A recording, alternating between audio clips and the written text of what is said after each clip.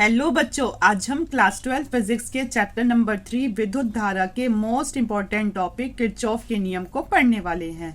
तो बच्चों, किरचॉफ नाम के एक वैज्ञानिक थे जिन्होंने विद्युत परिपथ संबंधी दो नियम दिए। तो उसमें से प्रथम नियम है संधि का नियम या फिर धारा का नियम। तो बच्चों, आपसे एग्जाम में 2 नंबर में सीधा पूछा जाता है कि संधि का नियम क्या है, या फिर ये पूछा जाएगा कि धारा का नियम क्या है। तो आपको इसका प्रथम नियम ही लिख कर आना है। तो आइए अब समझते हैं इसके पहले प्रथम नियम को। तो इसमें हम लेते हैं एक पाइप, जैसे ये एक पाइप है, इसमें से पानी आ रहा है। अगर आप इस पाइप में 5 पाइप और जोड़ दो, ऐसे कर करके कितने 5 पाइप और जोड़ दो, ठीक है। तो जो पानी एक पाइप से आ रहा है वही बट करके इन 5 पाइपों से जाएगा, ठीक है। मतलब कि जो भी पानी इस अकेले पाइप से आ रहा था वो इन 5 पाइप में अलग अलग जाएगा, ठीक है। मतलब है कि जो पानी एक पाइप से जा रहा था वो बटकर 5 पाइपों से जाएगा। ऐसे ही एक और चित्र है हमारा जो कि इस नियम का है। ये तो सिर्फ समझाने के लिए था कि इसमें एक संधि हो रही है। मतलब ओ एक संधि है जिसमें इधर से एक धारा आ रही है I1 जो कि हमारा बिंदु O पर मिल रही है। ऐसे ही इधर से एक धारा I2 आ रही है और इधर से एक धारा फिर I3 जा रही है वापस, I4 भी ऐसे वापस जा रही है और I5 भी ऐसे जा रही है वापस, ठीक है। ऐसे ही इस चित्र में जितनी धारा इस संधि पे आएंगी उतनी ही धारा वापस जाएंगी।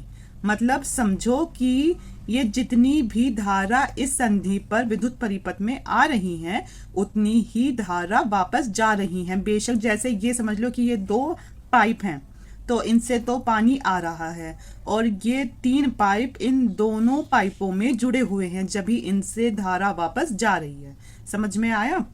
तो बच्चों, किरचॉफ वैज्ञानिक ने बताया जितनी धारा संधि पे आएगी उतनी ही धारा संधि से वापस जाएगी। तो बच्चों, जैसे इस पानी के पाइप था एक, इससे पानी आ रहा था लेकिन वापस कितने से गया? 5 से गया, क्योंकि ये इससे जुड़े हुए थे। ऐसे ही यहाँ धारा तो आ रही है 2 से लेकिन वापस जा रही है 3 से।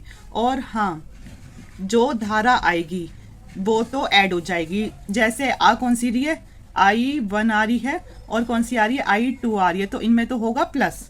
और जो भी धारा इनसे वापस जा रही है उसमें क्या होगा? माइनस। जैसे I3 के आगे माइनस, I4 के आगे माइनस और I5 के आगे माइनस, ठीक है।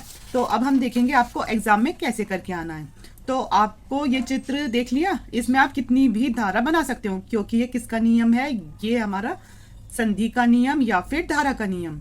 तो इस नियम के अनुसार किसी विद्युत परिपथ में, तो ये क्या है? विद्युत परिपथ है।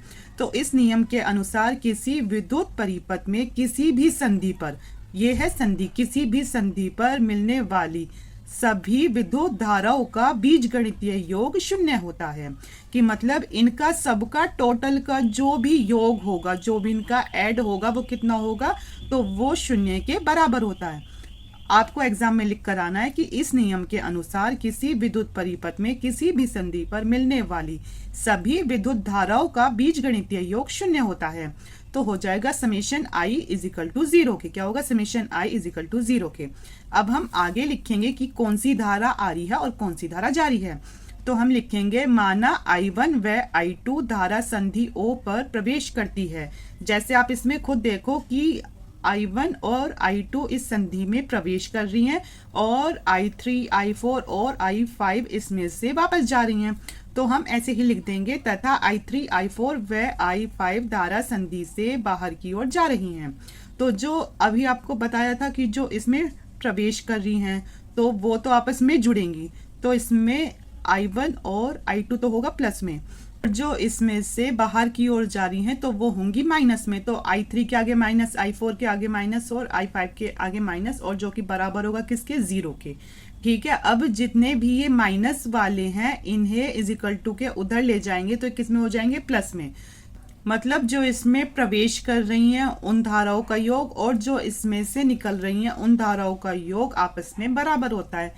आपसे कई बार एग्जाम में पूछा गया है कि किरचॉफ का प्रथम नियम किस सिद्धांत पर आधारित है। तो बच्चों, किरचॉफ का प्रथम नियम आवेश संरक्षण के सिद्धांत पर आधारित है।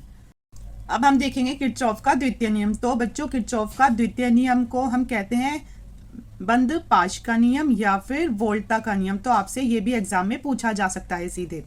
तो किरचॉफ का द्वितीय नियम क्या होता है? तो इस नियम के अनुसार किसी परिपथ के प्रत्येक बंद पाश, अब ये क्या होते हैं बंद पाश? तो बच्चों बंद पाश ऐसे ये डिब्बे होते हैं जिनमें सेलें जुड़ी हुई होती हैं आपस में, ठीक है। तो एक तो हो गया ये बंद पाश और दूसरा हो गया ये बंद पाश, ठीक है। इसे बोल देंगे कि ये कैसा पाश है? बंद पाश है। ये तो हो गया एक और ये हो गया दूसरा, ठीक है। तो ऐसे ही अब हम इसमें देखेंगे कि इस नियम के अनुसार, तो अब आप इसमें देखो इसमें कितने हैं बंद पाश? इसमें हमारे एक और दो बंद पाश हैं जिसमें हमारी सेल जुड़ी हुई है। यहाँ पर तो हमारा E1 है, R1 है और इसमें से धारा I1 आ रही है, ठीक है। और ये हमारा E2 और R2 I2 और इस तीसरे में मतलब है तो ये पूरे दो ही। अब इसमें कोई एक ही तो जुड़ा होता, तो इसमें ये E2 है और इधर कुछ नहीं है, तो यहाँ आएगा R3 और I3। आगे समझ में? अब ये आ रही हमारी धारा यहाँ से आकर ऐसे आ रही है, ठीक है। ऐसे आकर ये इस पर जा रही है और ऐसे जाकर ये वापस जा रही है, लेकिन I2 में धारा यहाँ से आ रही है, ठीक है। तो I2 की धारा थोड़ी चेंज है, वरना I1 से I3 तक धारा ऐसे ही वापस I1 तक जारी है।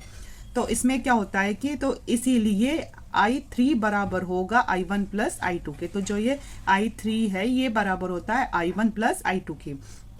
तो आप एग्जाम में लिख कर आओगे कि इस नियम के अनुसार किसी परिपथ के प्रत्येक मतलब हर एक बंद पाश के विभिन्न खंडों में, मतलब जो ये इनके विभिन्न खंड हैं उसमें बहने वाली धारा तथा उसके संगत प्रतिरोध R के गुणनफल का बीजगणितीय योग उस पाश में लगे विद्युत वाहक बल मतलब ई के बीजगणितीय योग के बराबर होता है। एक बार और समझो कि इस नियम के अनुसार किसी परिपथ के प्रत्येक बंद पाश के विभिन्न खंडों में बहने वाली धारा तथा उसके संगत प्रतिरोध के गुणनफल का बीजगणितीय योग उस पाश में लगे विद्युत वाहक बल के बीजगणितीय योग के बराबर होता है।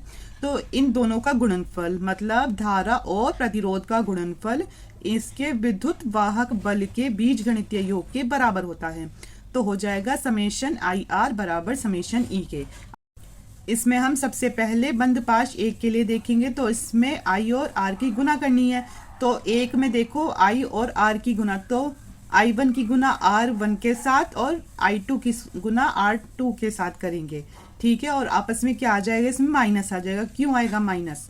क्योंकि ये धारा ऐसे जा रही है। कैसे जा रही है धारा? ये धारा ऐसे जा रही है। अगर ये ऐसे जाकर ऐसे जाती तो इनके बीच में आता प्लस, लेकिन ये धारा ऐसे जाकर ऐसे आ रही है और ये अलग से आ रही है, तो इसीलिए इस पर क्या आएगा? माइनस आएगा इज इक्वल टू। और जब इनमें आपस में माइनस है तो जो इसका विद्युत वाहक बल होगा उनमें भी आपस में माइनस होगा, तो हो जाएगा E1 माइनस E2। इसे कह देंगे समीकरण 1। आपको एग्जाम में ऐसे ही लिख कर आना, चाहे आप समीकरण 1 ना भी लिखो।